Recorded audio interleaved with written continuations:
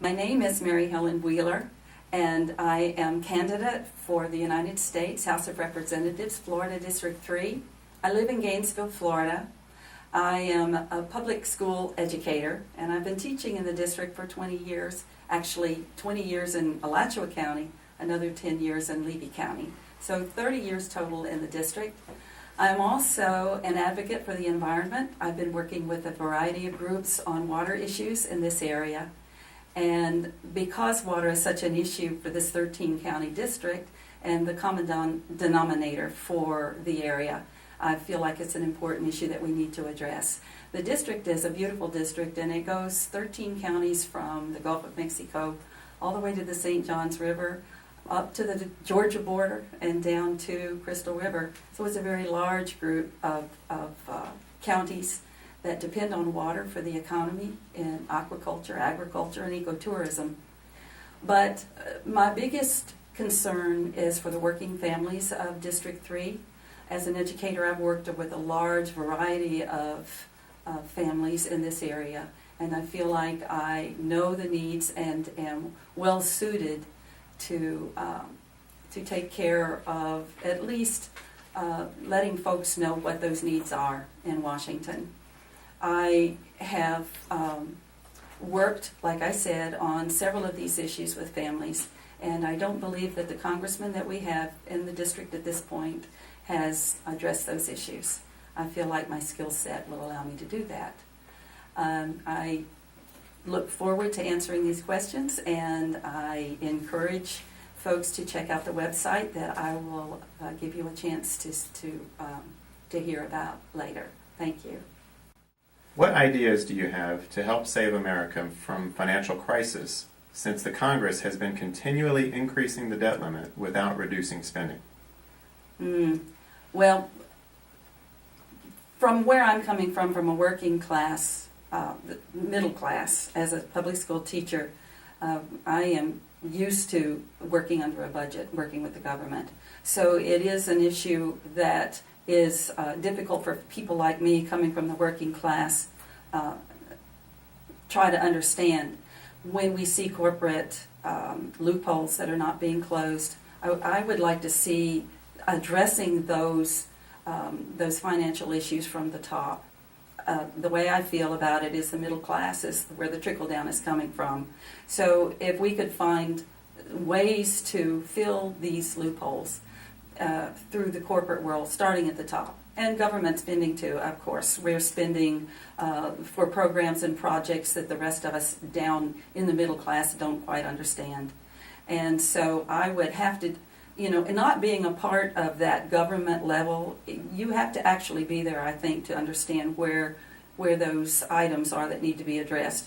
It's not easy for coming from where we are in the general public to make those decisions without actually having privilege to that information, which is what I would intend to get in Washington.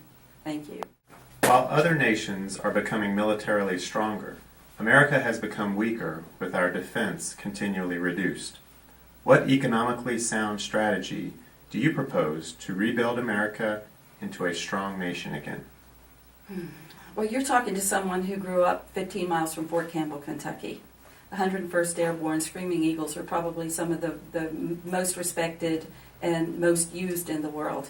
And I have to say, it's really hard for me to say that we become weakened when I go home. I speak with the military there to realize that those are strong guys, and the men and women we're sending are children that I've helped to educate as well. So it's hard for me to think of them as being weak. In terms of military spending, it seems to me that spending is there. If there is a disconnect between the spending that we're putting into our military right now and what we're actually seeing happen out in the world, then that needs to be addressed from another level as well. Illegal immigration of both terrorists and the poverty-stricken is a serious problem that the government has failed to solve. Briefly describe what ideas you propose that will help solve this financial and security crisis. That's another one. The rules have been in place for a long time about immigration, and they seem to change depending on what population is coming into this country. So there are a lot of myths and misconceptions about immigration, to the point where some are allowed to come in easily or come in illegally, and others are allowed to cross easily.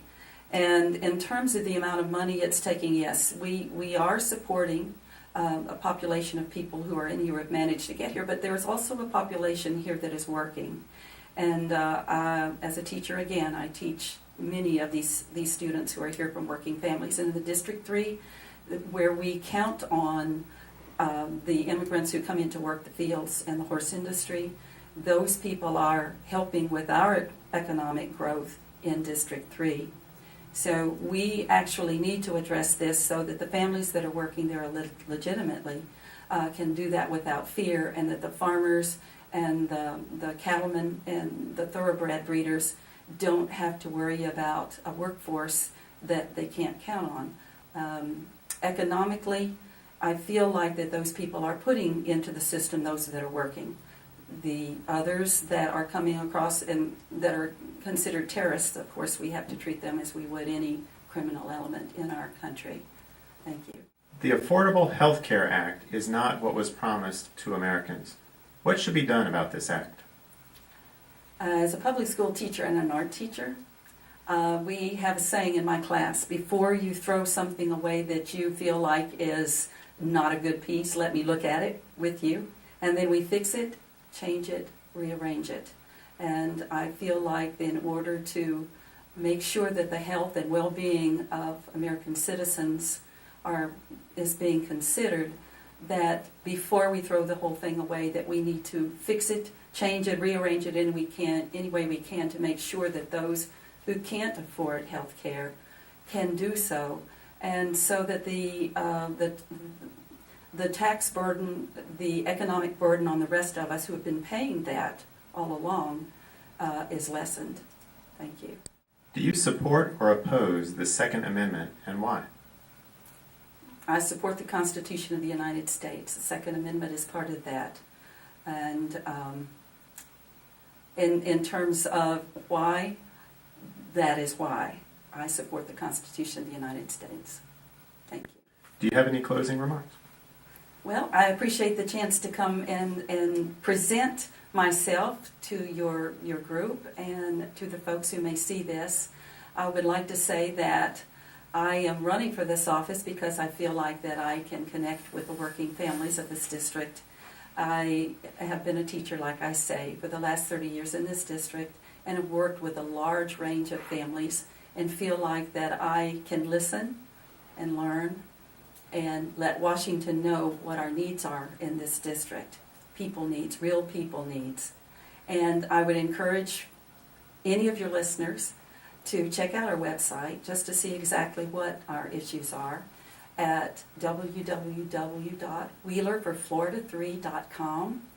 And I look forward to meeting you on the campaign trail. Thank you.